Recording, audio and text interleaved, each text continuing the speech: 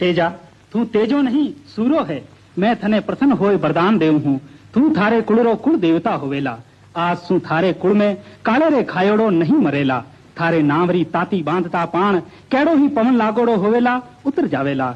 लोग हड़ोती हड़ जोत्या पहला थारी पूजा कर हड़ जोतेला। आ म्हारी अमर आशीष है।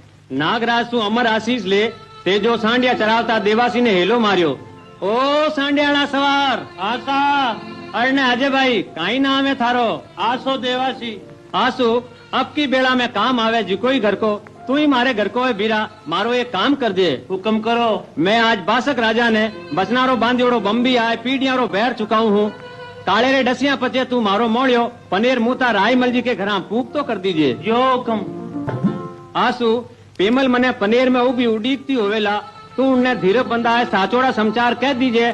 कह जे पेमल होनहार ने नमस्कार है थारो मारे अतले पाप लागनो लिखियो हो लागो। पति पत्नी रो दोनों जना की सुख देखियो नहीं।